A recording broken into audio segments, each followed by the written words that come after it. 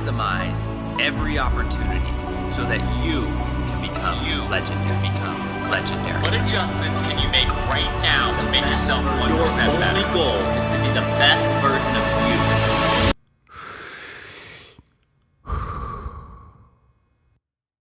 Welcome to Becoming Legendary, man. How are you? Oh, I'm fantastic.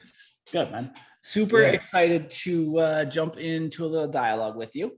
Can you do me and anybody in the audience who might not have a wonderful perspective of who you are, just the honor of hearing who you are in like a 30-second minute timeline? Can you just let us know who you are? Absolutely. Well, I'm a amicably divorced father of 3. I have 12-year-old twin sons and a 10-year-old daughter, all of which are very active in youth sports, and sports, in particular basketball, have played a major role in my life. I fell in love with the game at 5 years old, and here 40 plus years later, basketball is still a major pillar in my life. After a fairly decent playing career, I went on to be a basketball performance coach for just over 15 years and loved every minute of that. But then 5 years ago, decided to make the very distinct pivot over into the corporate keynote speaking space, which is what I do presently, which is help folks improve individual and organizational performance. That was a professional answer. Yes. This isn't my first rodeo. That was rad. Thank you. I lost the bet. That was the best answer ever. A lot of people get offended at that question, which I think is funny. And I love, like, it's just an opportunity to have that elevator pitch, right? It's like so simple and so easy, and you just nailed it. Oh, that's cool. Yeah. I don't know why anyone would get offended. I mean, I go into everything under the assumption nobody has any idea who I am. So I like introducing myself and sharing a little bit about my background. So no, that's easy for me. All right. Now I have a question on how did you said something very specific about your basketball career. It was like a relatively successful. Is that how you described it? Yeah.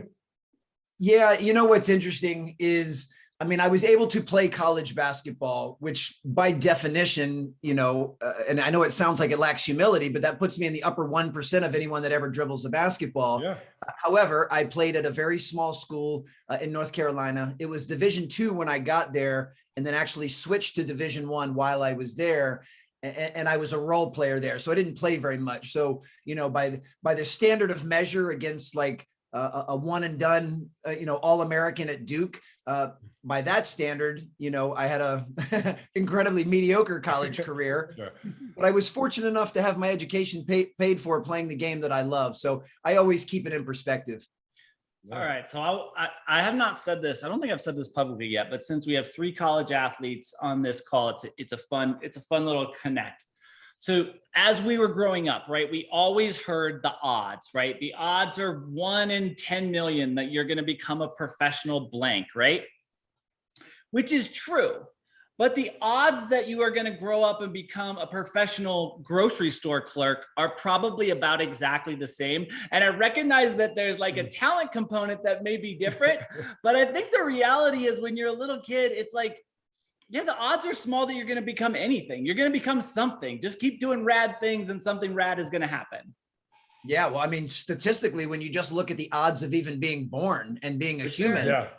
those are so astronomical. So in theory, the fact that the 3 of us are here means we already hit the genetic lottery and we already, lightning struck. So yeah, once again, everything in this world is perspective. You guys hit the genetic lottery. I'm the ugly one of the bunch. So Please. Congrats on you guys. Alan, we have some commonalities, man. I played high school basketball in Cleveland, Ohio, and I was recruited. I'm 42 now. You're a similar age, right? I'm 46, so I'm just a little bit before you. Yeah. Gotcha. Yeah. I was recruited by Elon. I went down there for a recruiting trip and the whole thing. So we would have just made cross paths. I ended up choosing golf. I played collegiate golf at Xavier University. So just when I was doing some research on you, I noticed that Elon was a highlight of that. So I had to kind of follow along for a little bit and say to you that we kind of just missed past just a little bit. We're connecting now though. So that's cool.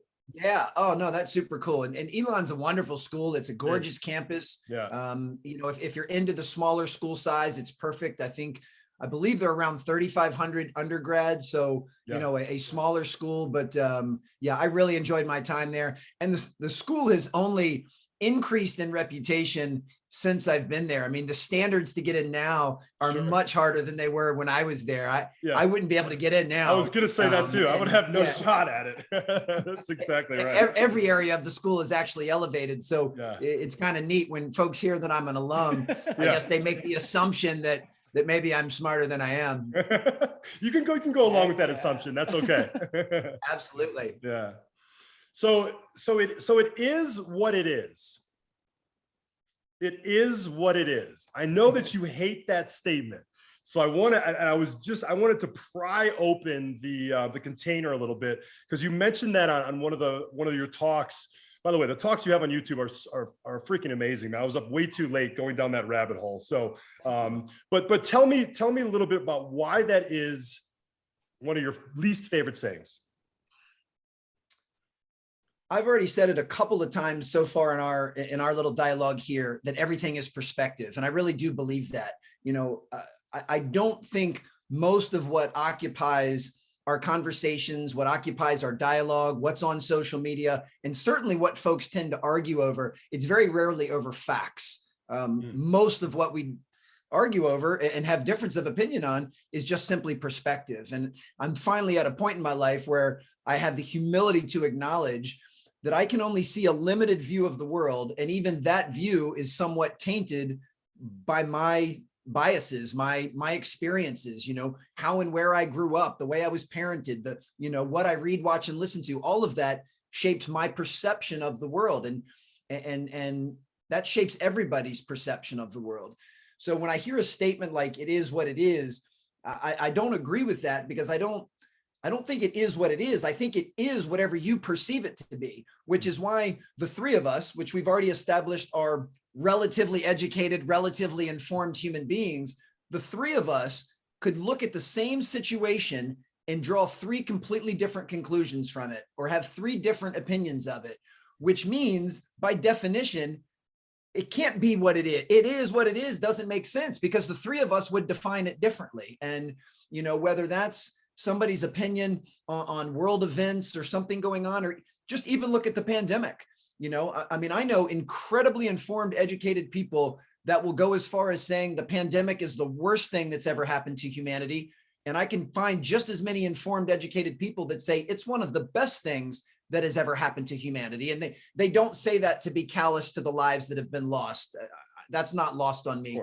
But generally speaking, some of the things that have arrived from getting us to hit reset and slow down and spend more time on self-care and devote more time with family, one could make an argument that the pandemic kind of forced our hand to do that, and that's been a good thing.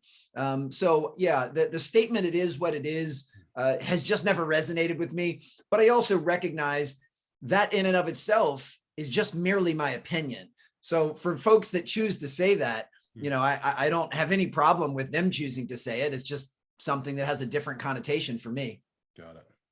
That's a good answer. All right. I want to dive in on that subject, because it's very, very closely related to something that I find is one of the most important things in society right now, which is the reality that while we all do have an independent perspective, there also exists an objective reality that is independent of anyone's perception, and in as many ways a conglomeration of all of our perceptions.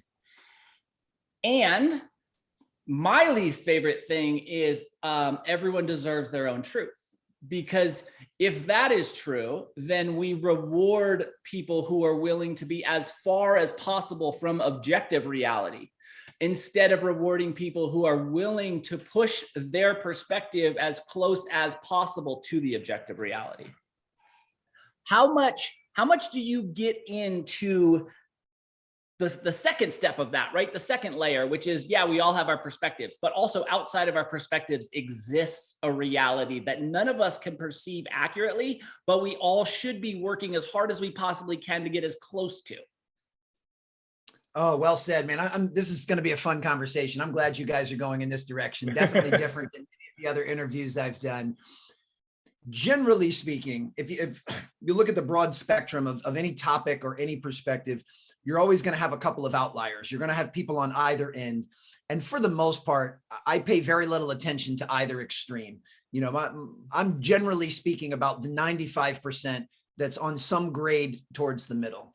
And what's helped me when someone has a belief or a perspective or an opinion that's wildly different from mine, here's a few things that have really helped me. And I hope this answers your question. And if it doesn't, I can certainly fine tune it.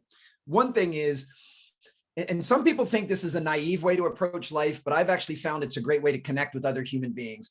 I make the assumption that everybody is doing the best they can with the tools that they have, with their level of awareness. So when someone says something that ranges anywhere from absurd to abhorrent, I try not to judge them or label what they're saying as wrong or bad or stupid or anything in between.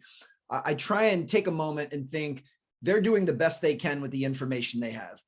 I'm a lot more informed as a human being and a lot more aware today at 46 than I was at 26. I can promise you that I had some really boneheaded perspectives at 26, but at 26, I was doing the best I could with what I had. I just had a much narrower, view of reality and a much narrower view of the world. So I choose to assume that people are trying the best they can. When somebody is, driving in front of you and they're slow and they don't have on their turn signal, which can frustrate a lot of people, they're just not a good driver, but they're doing the best they can. They're not doing that to annoy you. They're not doing that to try and cause an accident. That's the skill set they have when it comes to driving. So that's one thing. The second thing, which I just kind of mentioned, is I try not to look at the world through the lens of right and wrong, good and bad, positive or negative. I try not to slap those labels on things. Instead, I try to look and just see what is there and form my own opinions on it, as opposed to coming from a position of I'm right, which then means from a zero-sum standpoint, if I'm right, that means you have to be wrong. And if I'm good, that means you have to be bad. Yeah. And if what I think is positive, then what you think has to be negative. And that in and of itself, that construct causes more divisiveness when I'm trying to increase inclusiveness. And then the third step that's really helped me is I just try to get fascinated and curious and ask questions and say, okay, you two guys are looking at this situation completely different than I do. I'm curious, why do you believe what you believe? Like how did you form this opinion? If I think this and you guys think this, and as we've said, we're relatively informed and intelligent, what's causing you to see the world so differently than I'm seeing it? And usually it's from different experiences. Maybe it's geographical distances. I'm sure there is an inherent difference between being raised in Cleveland and being raised in DC. I'm sure there's an inherent difference between, everything that comes from our background, who you were raised by, what values they had. Did you grow up in a religious or a political household? And if so, which direction did those go? What do you read, watch, and listen to? Who do you insulate yourself with? Who are your best friends? Who do you follow on social? What types of things do you watch on Netflix? All of that stuff has a massive influence on your mindset, your perspective, and your attitude. So for me, and this has been really helpful, if I can acknowledge the fact that, let's just say for this hypothetical example, you grew up somewhere way different than me. Were raised by parents with completely different values. You were raised with different beliefs politically and religiously. You read, watch, and listen to stuff that's a lot different than what I do. Why would I even be surprised that you have a different opinion than me? Like, it would almost be impossible for us to see the world the same. And that's been really helpful for me because historically in the past, I've been very quick to judge, very quick to label, and very quick to try to prove to somebody else that I'm right and what they're thinking is wrong.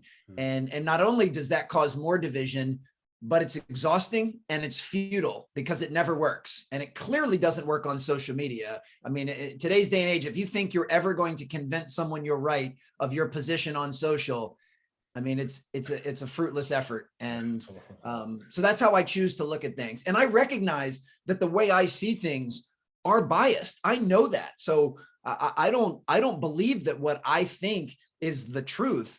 I just believe it's my reality based on what I've been through. And I want to have the same respect for anybody else that looks at things differently. And that's speaking to the general 95%. We could easily find people on either end of the spectrum that have completely lost their marbles, and you can't even have a reasonable conversation with those folks. Sure. But I'm not worried about them. I'm worried about the 95 in the middle. Yeah. All right. So that was beautiful. Yeah. That was beautiful. I want to dig back into point number one. I thought point number three was where you were going to go right out of the gate. I thought it was going to be questions, but I love point number one, which is people are doing the best they can. So what I have been told is that you have put up a social media post in relation to putting your shopping cart away. Yeah. I have two at least half-hour podcast exclusively dedicated to putting your shopping cart away. It came out the same day, man. Literally the same day. Like we booked this podcast, and then he had the podcast, and you released that post. I was like, we're gonna have a good time. So this is where I think there's a diversion of reality within my thought around this, and I want to hear how you bring those two things together. So I find an impossibility to assume that the person not putting their shopping cart away is doing the best they can, because I watch them walk from the grocery store to their car with the shopping cart. So I know they're capable of pushing the shopping cart, and I know they're capable of walking. Can you tie those two pieces together for me? Because I got a lot of flack about this. Yeah. And I need to make an amendment to my original position. My original position was, if you leave your shopping cart abandoned in a parking space, you are lazy, you are entitled, and you are selfish. I've upgraded that, because that's actually going against my attempt to not label and judge people. I've upgraded that. Instead of admonishing someone's entire life based on one action, I've now upgraded it to saying that is an act of selfishness, entitlement, and laziness. I don't want to label it. I'm in no position to judge another human being and tell them what they are. But in that moment, I would agree with you. Most people are capable of making a better decision in the moment. But here's what I'll say. And this is not, I'm not even trying to be funny. It's just slightly playing the devil's advocate.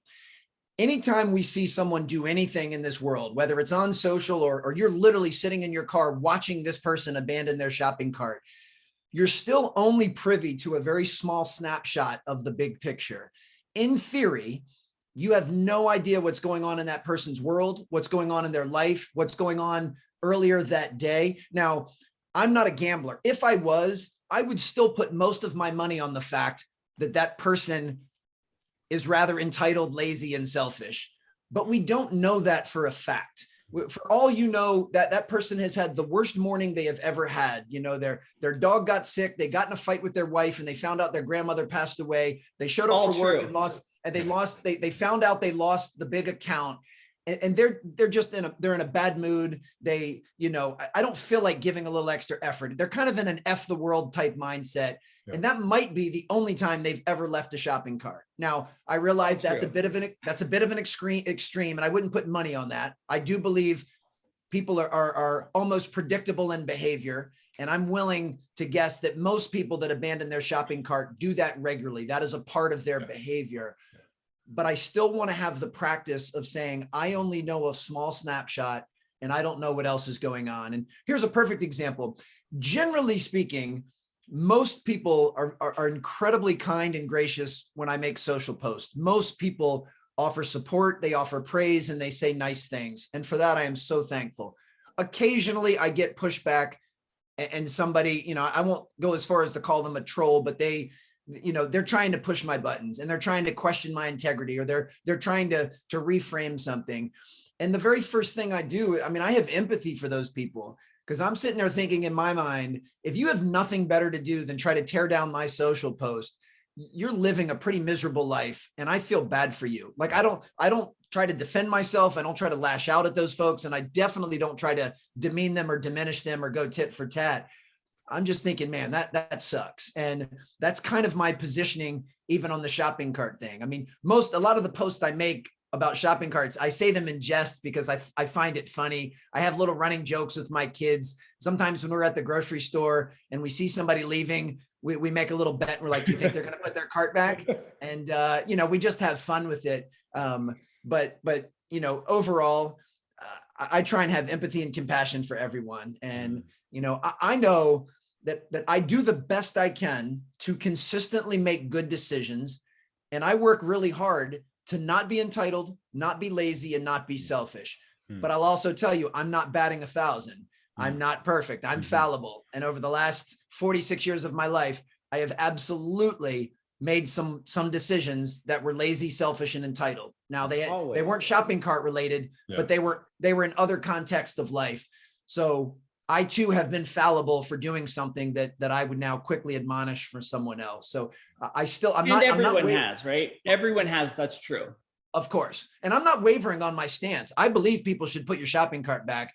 And I'm a huge believer in that, but that's just hopefully a slight evolution. Take a stand, man. that's my slight evolution on it is, you know, and now what I do find funny is some people, when I make those posts, and I think this speaks more to their personality.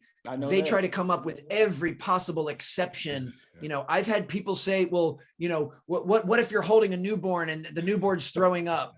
Yeah. Okay. Right. You know, what if, you know, and they come up with all the what ifs, and I joke with them and just say, you realize in the time that you just described all these what ifs, you could have just put the shopping cart back. Like it's not. It's so not here's my thing on that. I don't find any excuse for it. Like, hey, you're having a shitty day. Sorry. My thing is, let's say someone around you is having a bad day.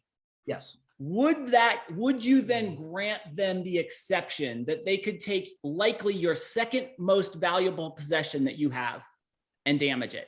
Like, you pick out the second most valuable possession you have. It's likely your car. For some people, it's their first most valuable possession, but for most people, it's the second most valuable possession. You are essentially leaving an item of destruction that will randomly damage someone's second most valuable possession. So if you're okay with me having a bad day, and I have them, but if I'm having a bad day and I can fix that by coming over and smashing your second most valuable thing, hey, leave your shopping cart wherever the heck you want. But we're going to make that trade. And you're going to have to sign up for that. Yeah, no, I first of all, I love your passion and conviction on it. I'm thrilled that we're even talking about this as a subject. You know, it's not about, put it this way. One of my favorite phrases is, there's lots of things in life that are understandable. It doesn't mean that they're acceptable. Being lazy, entitled, and selfish, there are times where that is an understandable human condition to me. That I understand why people are lazy, entitled, and selfish. It doesn't mean that leaving their shopping cart is acceptable. There's not a single circumstance where I'll ever acknowledge that is acceptable to do it. But I also know the human condition is we prioritize our needs. So my convenience in this moment is way more important than damaging your car, is ultimately what that person is saying. Yeah. And that is not acceptable. I'm with you on that. But I understand how people get to that point. You know, I mean, this is one microcosm of society. We could do a 9-hour podcast listing all of the things people do that are completely unacceptable. And if they would stop doing those things, we'd live in a much better place. But I also recognize that all I can control, and I even say this in my new book, you know, I love the phrase, guard your yard. Like, I'm responsible for putting my shopping cart back. I'm responsible for raising 3 children that will want to put their own shopping cart back. And I don't mind picking up the slack for other human beings. When I see a shopping cart in the parking lot, I just put it back because I believe it's the right thing to do. And that's the code at which I choose to live by. Those are the only things that I either have control over or have influence over. Outside of that, I've learned to let it go. Because if I'm going to be up at night seething and can't sleep because somebody left their shopping cart out, now I'm a victim to circumstance. So most of this stuff I say in jest, because I don't let it bother me. If someone else wants to go through life lazy, entitled, and selfish, that's on them. They're the ones that will ultimately suffer for that, not for me. But to answer your question, I do believe it is an unacceptable act, and I wish that people would not do it. But that's about as far as I can go with it. Yeah. I love it. How do you, so I view this as, right. Shopping carts are not the thing, right? It is a microcosm that is representative of a societal problem. Yes. And I view the potential path forward to a better society coming through holding humans to the highest potential of humanity instead of offering excuses for when we act our lowest, right? It's like, oh, cool, you can be gracious about that, but if you just say, yeah, it's fine that, they're having a bad day, which was the initial response when I started talking about shopping carts. And actually, shopping carts became the most commented podcast that I've put out in a long time. And most people are like, hey, we're putting away shopping carts now. And I thought that was rad. Yeah. But I believe that there has to be some societal desire to hold the individual human to the highest potential of humanity in order for us to ever better society. Because yes, we have to take care of our own thing. It's the only thing we can do. But if we continue to write people get out of jail free cards for acting terrible, for throwing litter, whatever it is, right? Whatever thing it is, if we continue to write those cards, we're all going to pay for it, and not us individually because we'll be dead, but humanity will pay for it. Yeah. Oh, 100%. But then here, and again, this is so much fun. I'm excited that this is, I had no idea this would be the conversation that we're having. I'm of the belief that you cannot change other people's behavior. Right. You're in charge of your behavior, and you can absolutely model and help influence and inspire and empower and encourage other people's behavior, but you can't actually change other people's behavior. So for me, I'm with you. You do change people's behavior, though. You can't change it how you want to, but every interaction that you have with someone changes them. Okay, yeah, but I think that the change is occurring on their end of that equation. Right. You're bringing something to the table. And if you have the type of influence and impact and charisma, and you can show someone that you care about them, and you show them that you love them, you're going to increase the chance that they're going to make that internal change on their own. But generally speaking, and I think we've seen this with the political divide, we've seen this with the social injustice divide, we've seen this with what's the best way to approach a pandemic divide. Coming at people from a position of I'm right, you're wrong, I'm good, you're bad, I'm positive, you're negative, and trying to beat people over the head to coerce them into doing what we want them to do has proven to be very ineffective. Mm-hmm. What I think is a much better approach, and this doesn't mean that you coddle people, but is you model the behavior that you want to see in others. You work to inspire someone to put their shopping cart back instead of criticizing or demeaning them for not. And that's just as a general overall principle. I think because I'm with you 100%, that we need to raise the standard of excellence and raise accountability if we're going to raise humanity. But I think we'll always do that more effectively with a carrot instead of a stick. And we'll always do that better through love than through fear. So, for me, that's kind of the approach I think we should take. I'm also from the belief that holding someone accountable is one of the best gifts you can give them. That if you care about someone, you hold them to a high standard. Sure. I think that's what a good parent does, a good spouse does, a good teacher, a good coach, a good leader, a good teammate. You hold someone to high standards. But you also have to be chameleon-like enough to meet that person where they are. And if someone is their perception of the world is so warped that they believe, and they are selfish, entitled, and lazy, and they believe they have every right to abandon their shopping cart in there, they're obviously coming from a very different belief system than I have. Those things are catechisms apart.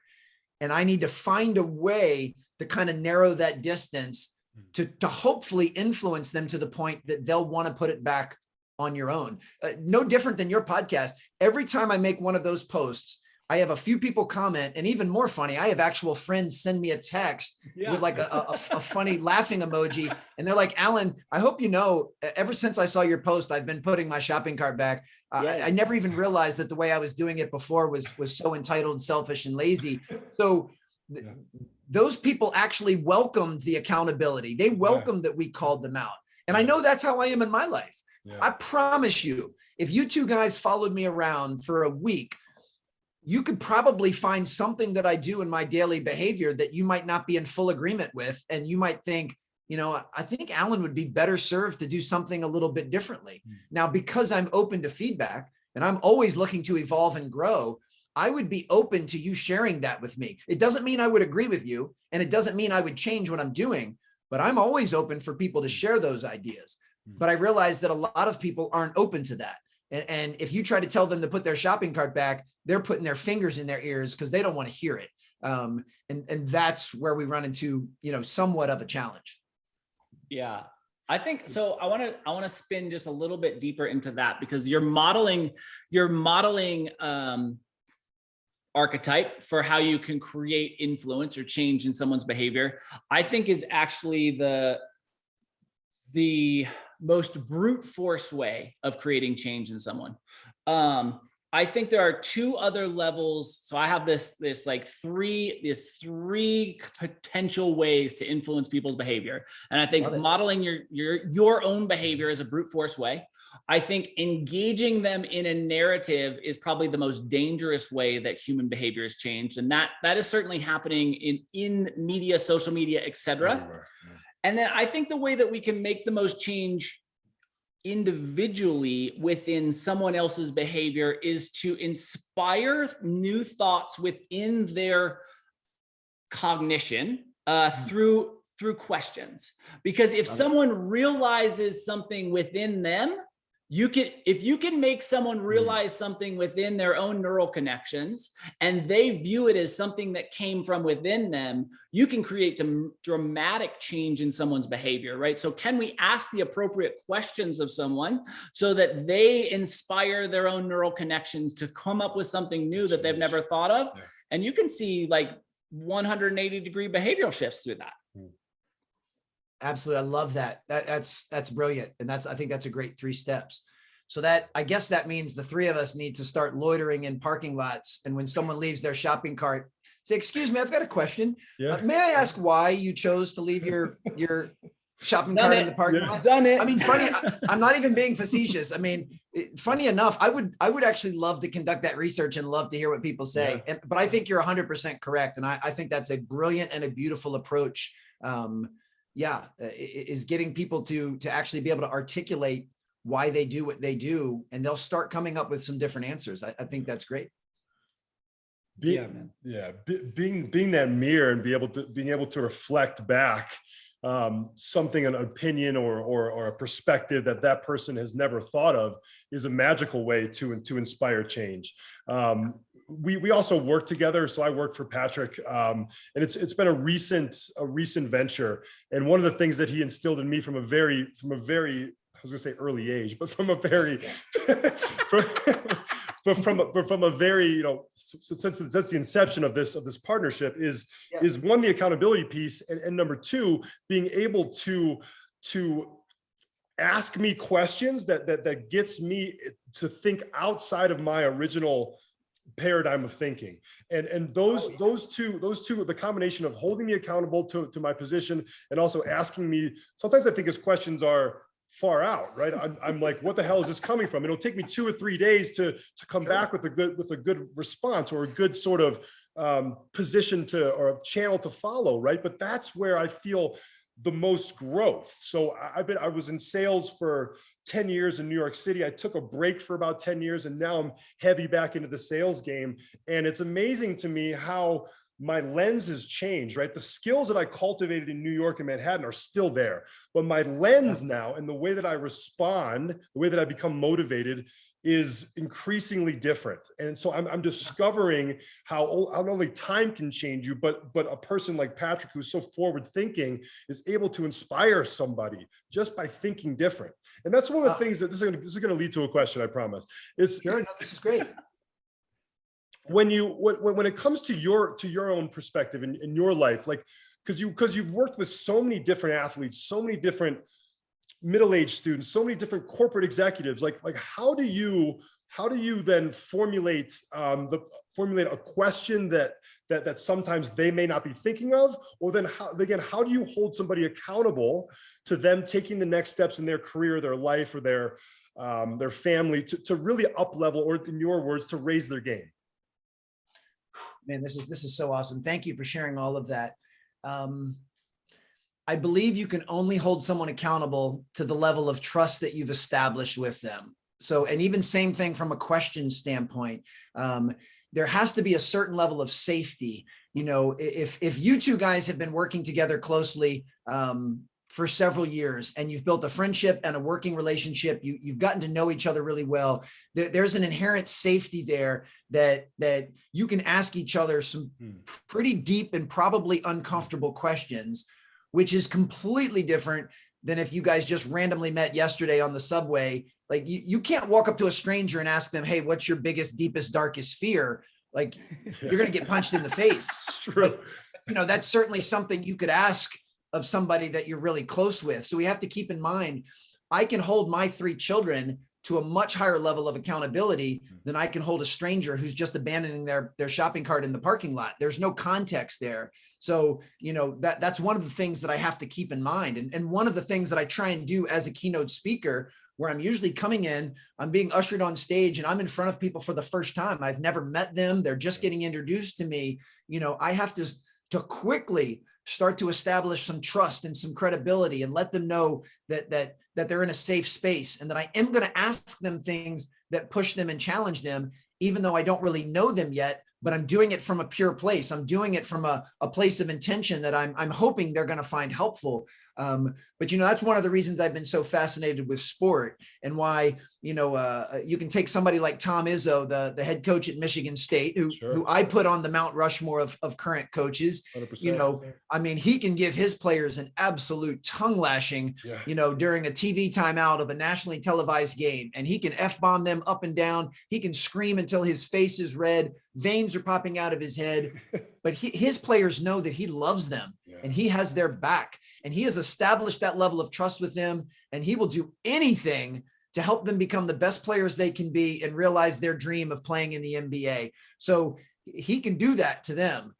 In many other scenarios, that type of behavior would not be appropriate, and or you haven't built the level of trust where that would even be welcomed. So I just think that's one thing that we have to remember. I do believe in holding all humans to a very high level of accountability, because I think that's a gift that you can give them. But that is going to waver depending on the depth of relationship and the depth of the trust that you've established. That word trust, that hit me in right in my heart, because it's Patrick's been a leader for, not that I want to get into too much of our relationship here, but what the heck.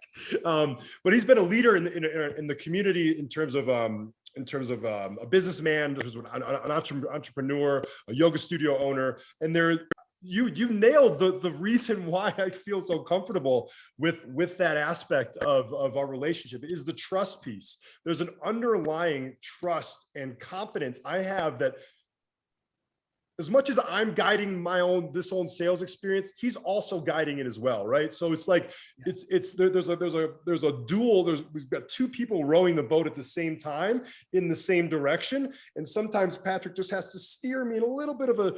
But I'm confident that we're not going to be steered into the side of the river and break the boat, right? Right. To bring that analogy up, I know I'm using a boat again, but it's really important, I think, that to establish that level of trust. It's something that my partner and I, Danielle and I, we really have a trust level that is far superior to any other relationship I've ever had in my life, and that's why I feel like our bond is so close.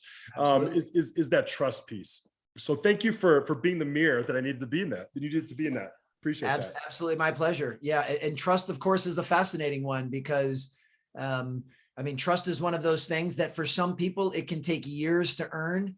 But we all know that one decision or one lapse in judgment can absolutely destroy trust, and that's why it's not evenly weighed on the scales. That one's a tough one. And we also know some people are easier to earn trust with. This goes back to, we only have a small snapshot of someone's life. If I'm just meeting you guys for the first time and I don't know a whole lot about your background, and I'm finding we're working together and I can't seem to get you to buy in or believe in, and I can't seem to get you to trust me. And then I do a little digging and find that many of the major pillars in your life from a relationship have all, created mistrust, and people have, done a variety of things where you lost trust in them. You're going to be a little hesitant. If your major care providers and caregivers and some of your earliest relationships, all did things to sabotage trust, you're going to be much more hesitant to trust. Whereas someone who maybe he came from a much more trusting environment and relationships have just, they've all kind of gone their way, might be different. So every single person is different, which is the beauty of doing any type of work, whether it's in sport or business, is we have general principles that I do believe in theory apply to most human beings, but everything in the world comes down to nuance. It comes down to context. It comes down to, you need to find the individual difference. I mean, I have twin sons. They were born 3 minutes apart, and I parent them very differently because they have very different needs. I talk to them differently. Now, I love them the same. I treat them both fairly. I hold them both to a high level of accountability, but they have different needs. One of my sons is very, very sensitive. So I speak to him differently than my other son. And you're talking about kids that literally share DNA, and I still have to treat them differently. So I think that's really important as we navigate this world. And part of that is not bringing previous experiences to the present, is not saying, well, my previous girlfriend was fine when I did this. How come you're not fine with it? Well, because I'm a different person. Like, that's, what kind of question is that? But it's an easy assumption that we make. So it's so important to try and figure those things out. And to me, that's what makes anything in the teaching, coaching, leading space so fascinating, is we've got to study nuance and context. We have to be chameleon-like and learn to speak other people's languages, but that's the fun of it. Yeah, exactly right. That's what makes this game so fun. Absolutely. And hard, incredibly challenging. It would be so much easier if everyone was identical and robots, but that also I don't think would be very interesting. That would be a pretty boring world. So I think these nuances keep us on our toes and absolutely keep things interesting. So how do you stay right where your feet are at? You sort of mentioned, I'm using a saying that you use often, like, in other words, how do you be present? Because I think that's another way that you can absolutely influence, or you can connect with someone or hold someone accountable and really have that power exchanged, is by being present with them. So what tools or practices do you use that allow you to stay present, not only when you speak, but when we're engaging right here? I mean, I'm curious to unpack that a little bit. Well, first and foremost, it starts with awareness. I think everything starts with awareness. You'll never improve something you're oblivious to, and you'll never fix something you're unaware of. So the first thing I do is I recognize that, for probably 40 to 42 of the years I've been on this planet, I've not been particularly present. I almost said pleasant. I probably haven't been pleasant either, present or pleasant. So this is something over the last few years that I've actually been able to experience, what a heightened world it is when you can learn to be present for longer periods of time. So once again, and I don't say this to diminish my previous self. My previous self was doing the best he could with the information he had. I didn't really know what it meant to be present. So first, I now have an awareness. And let me go on record in saying being present is arguably the biggest challenge I face every single day. I mean, it's not something I've come anywhere close to mastering, not that anyone could. There are times where I actually think I do a fairly decent job with it. And then there's other times that I don't. And when I don't, I've gotten much better about giving myself some grace and some compassion and learning how to refocus the lens, and say, okay, Alan, you picked your kids up, from your ex-wife's house, you're taking them out to dinner, the first 20 minutes, you weren't really present with your kids. You were thinking about the keynote you have to give tomorrow. But what I do is I quickly refocus the lens and I get present for the second half of dinner. I can't do anything about the first half. That one's already gone.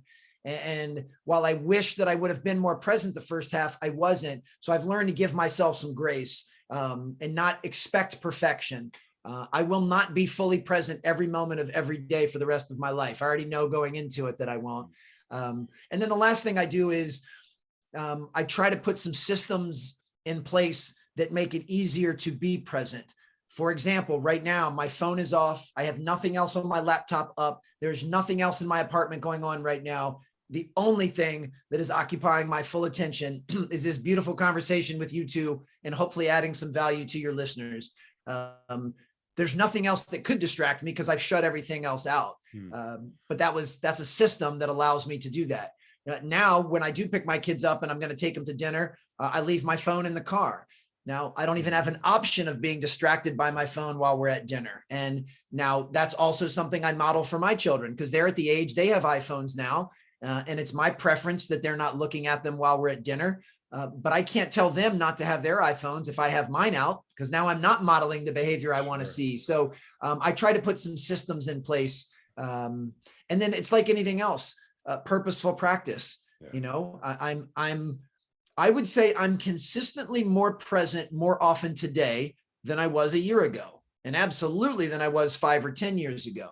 And I hope that if you guys have me back on your show 1 year from today, I'll be more consistently present then. It takes repetition. It takes practice.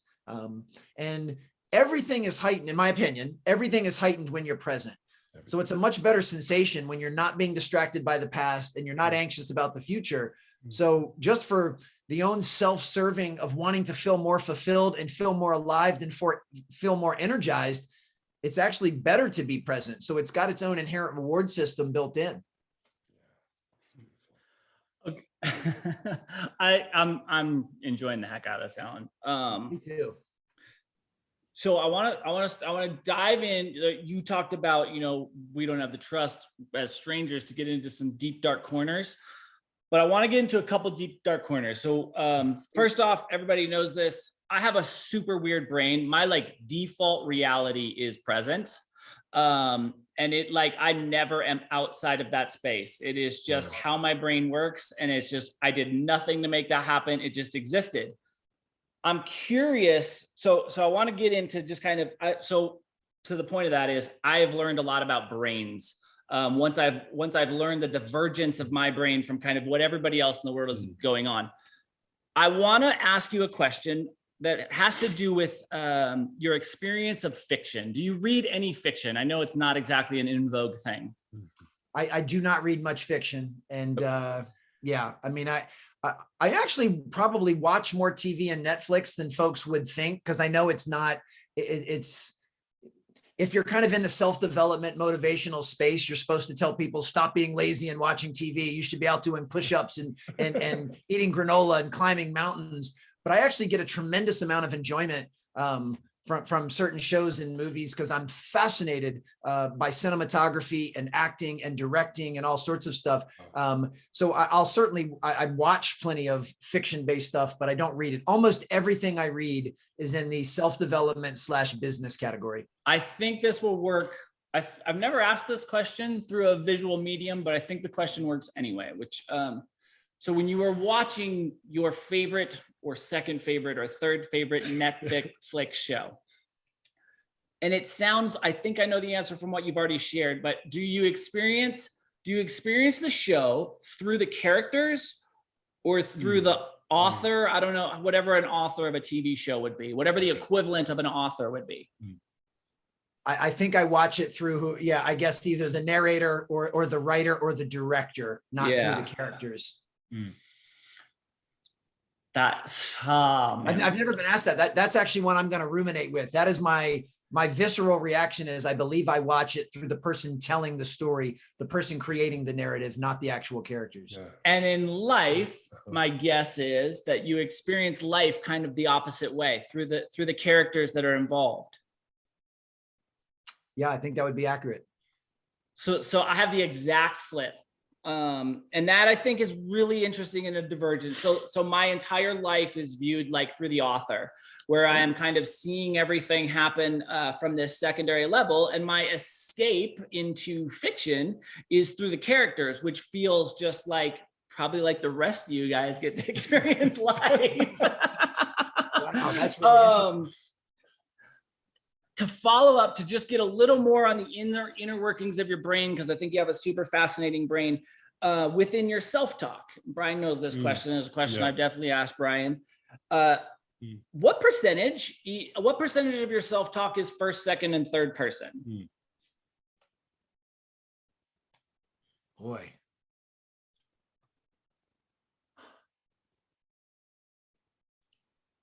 I would say the vast majority of it is first person. Cool. Yeah, I don't even know how I'd break down the other percentages. Cool. Yeah. What was yours, Brian? I can't remember. I think the same. Yeah. I don't think that was your answer. No. Hey, listen, I was a different person back then. It's changed today, right? Absolutely. I'm loving these questions. And the reason I'm taking moments to pause and reflect, I look forward to sitting with some of these questions, you know, after this discussion is over and gives that some more thought. This is really, really fascinating stuff. I love where you're going. So I think that speaking to yourself in first person is remarkably valuable, right? Because generally so 99.99999% of my inner dialogue is neutral or positive. I have like no negative internal dialogue. Again, just a default. I was born that way. It's how my brain works. Wow. But I think when people do speak to themselves negatively, it's generally like they take a separation, right? So you get some type of a nickname, or you take that second person perspective where you can be like, you did this. But I think when you say I screwed up, right? There's a huge responsibility. Instead of a you thing, it's like, yo, I messed up right there. That was me. I did that.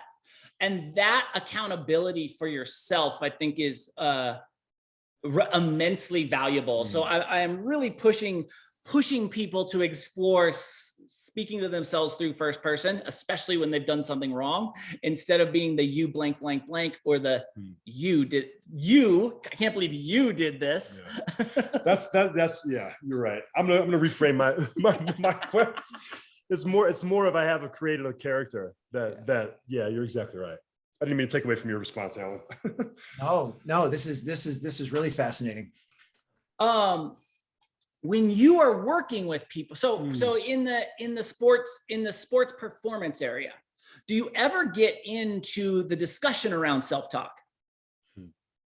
Absolutely. Oh yeah. And that's not even just relegated on the sports side. I mean, anytime I work with someone, totally makes sense. One of the major things is self-talk. And you know, I'm fascinated by the incredibly rare default that you have with defaulting towards neutral and positive, because I think many of the high performers I've come across are incredibly self-critical and self-loathing.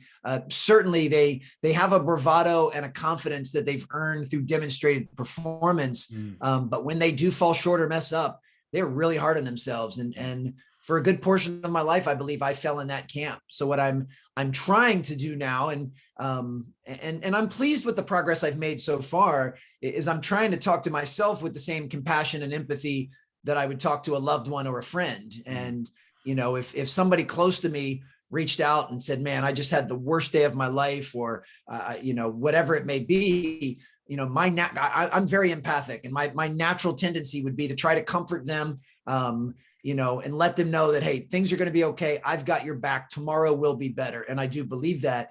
And I'm really working to start speaking to myself in that same light, instead of being so critical and piling it on. Because then ultimately what happens, you know, you start to put shame and guilt on top of it. And now you've created this circle where, you know, you feel bad about a mistake that you made, and now you feel guilty that you feel bad, and it can spiral out of control. So I'm trying to be much kinder, but no, almost everything in life, I think, stems from how we talk to ourselves.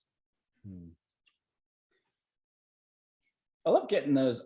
So for me, it's always fascinating, right? Because the stuff that happens within your guys' world that is so like normal and commonplace, for me, it's just mind blowing. Like you said earlier, something along the lines of like people thinking, oh, well, my ex did this, so why don't you do this? Like I've witnessed that in people, but I thought that would most likely be like an extreme anomaly within society. And I think that's probably not as true as I imagined it to be.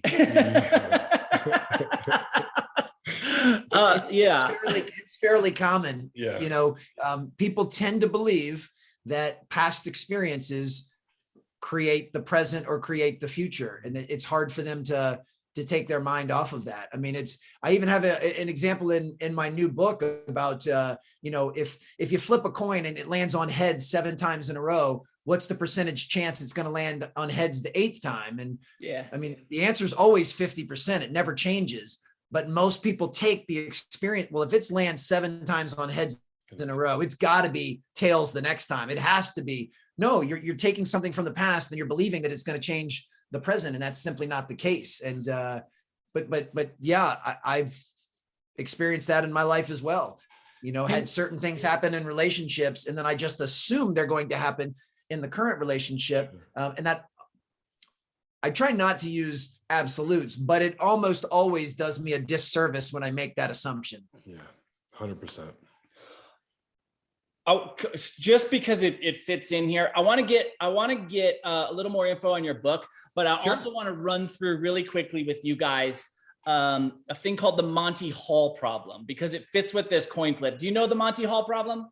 I don't know. I'm fascinated. Bring it. Okay, so the Monty Hall problem is it's a math equation that has to do with a game show. So let's say you guys are on a team on a game show. There's 3 doors. Behind 2 of the doors is a goat. If you choose the goat is going to live in your bedroom for the next year. Do not choose the goat. That's going to be a bad time.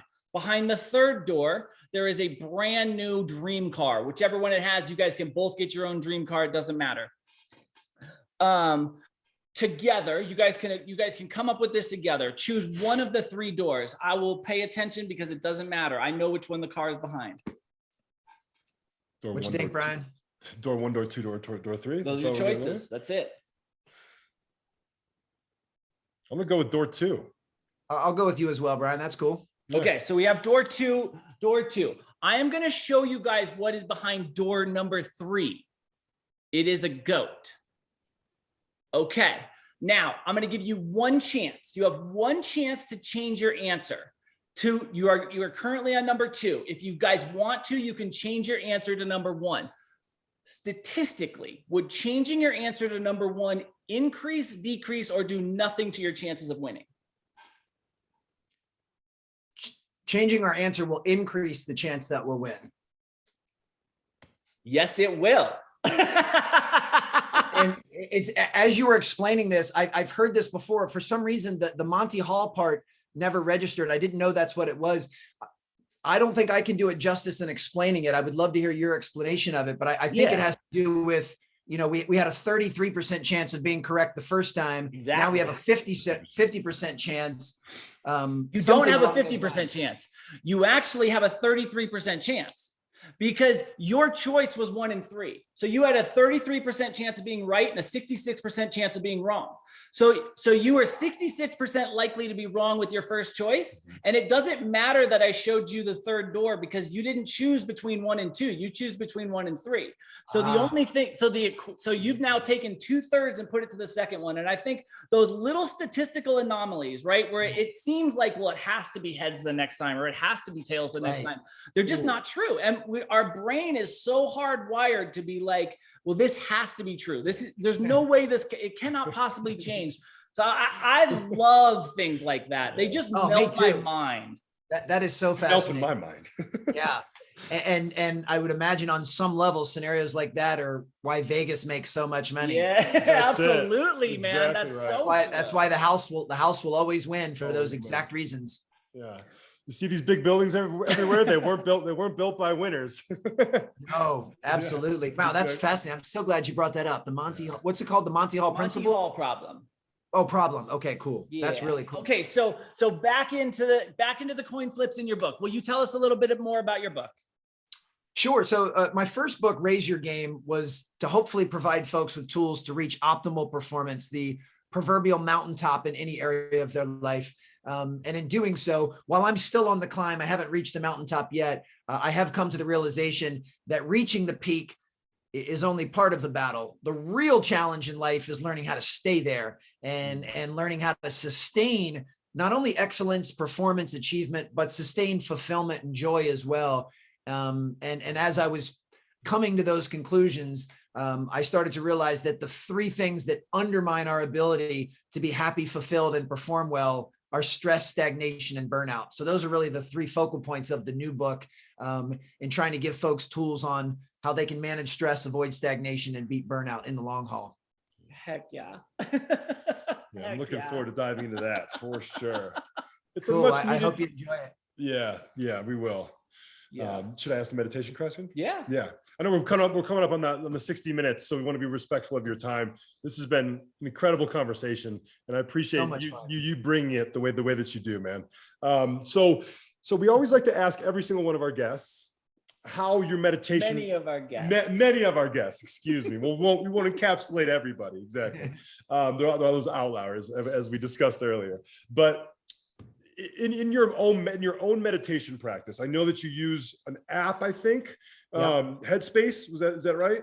Yeah, I do. Yeah, it's a guided meditation for 10 minutes. Yeah, beautiful. But so we don't want to know. We're really interested in what's happening aesthetically. Like if we were to look at you sitting or wherever you're standing or wherever you're meditating, but what's happening internally to Alan? Like how does that feel or any feeling, sensations?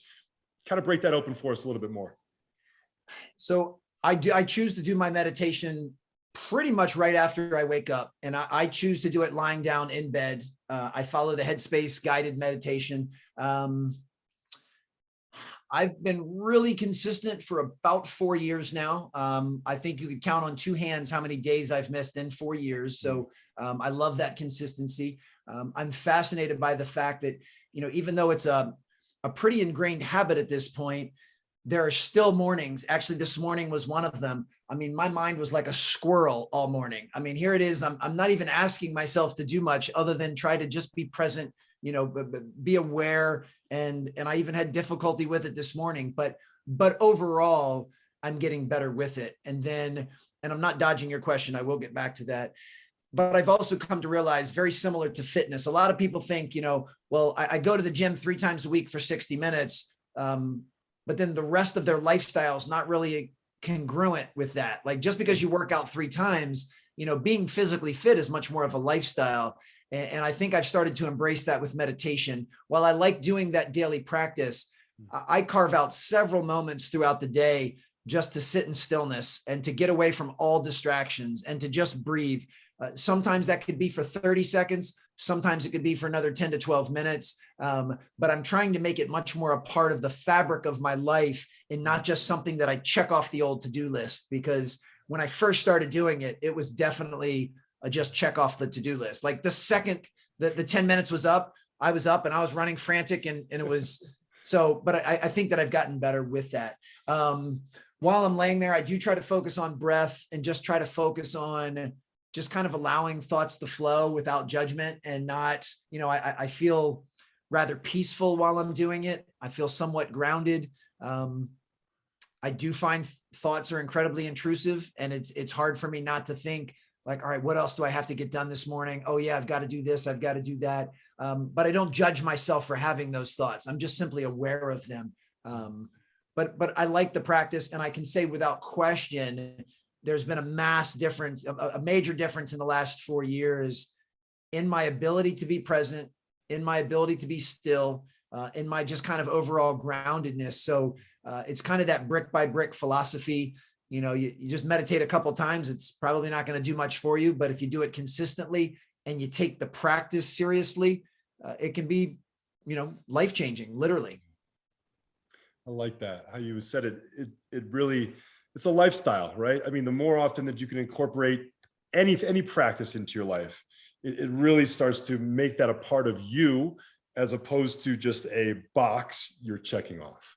Yeah, well said, man. Which is interesting, because I love structure. I love routine. I love consistency. I actually love lists. I do, ever since I was a kid. I mean, I used to make handwritten to-do lists as a child, and very few things in the world gave me as much satisfaction as making a perfectly square box and then putting a check in it. Even if it was just to fold my laundry, I would create a to-do list just to write fold laundry on it so I could check it off. Sometimes I would fold the laundry first and be like, I got to add it to my to-do list just so I can check it off.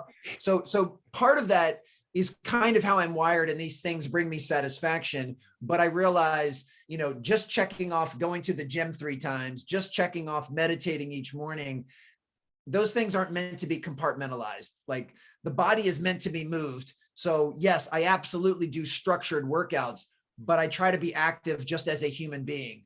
I think it's helpful for the mind to be still and to be aware. So yes, I check off Headspace, but I try to find as many times where I'm not tethered to my devices and I'm not needing some type of stimulation. And, so yeah, I'm trying to live the type of lifestyle that's in harmony with the person that I'm aiming to be. Yeah.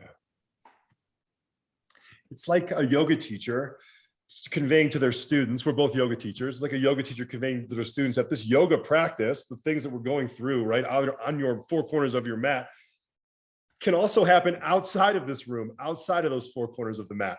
It's that same analogy, and it really becomes your time spent on the mat in those four corners becomes more impactful the more often you can incorporate what you're learning on the mat, off the mat. It's a beautiful synergy, if you will, when combined. Absolutely. Thank you, man. Thanks, man. For sure. Oh, this was so much fun. This was, I mean, I with all sincerity, I mean, I have been a guest on easily over 200 podcasts in the last 4 years. And this was without question, one of the most enjoyable and unique conversations. It was, I love the direction we went. I appreciate the contributions you guys made and really enjoyed the things we discussed, but more importantly, you planted a few seeds of things that I'm going to really sit with over the next few days and do some introspection and some exploration and figure some of these things out. I mean, it's, I relish this stuff. I love these kind of things, and it's nice to be able to have conversations like this. So this, very well done, guys. Thank you. Yeah. Thank you, man. It's been, just so rad. I appreciate you. Appreciate you, man. Yeah. This is why we do this thing. Yeah, this is exactly right. Exactly Sure. right. Yeah. We'll see how all of the shopping cart crusaders that commented on your last podcast. That's it. Let's see what they have to say. And I'll tell them right now, feel free. They can DM me on Instagram at Alan Stein Jr. If you don't like our positioning on shopping carts, you can bring it. That's great. Yeah, I look forward to our paths crossing again, man, sometime in the near future. I'm sure that they will. Yeah, I hope so. Well, let's make it so. Let's not wait for happenstance. Yeah, Absolutely. Let's do it, man. Let's do it. We'll come back in a year. We'll get your updates on how things are going. Absolutely. I would love that. And let me know this and I'll amplify it and try and send as much traffic your way as possible. I would love for people to hear this conversation. Appreciate that. Thank you, man. Thanks, man. Yeah, guys, have a great one. Appreciate You too, you Alan. both. Take care. All right.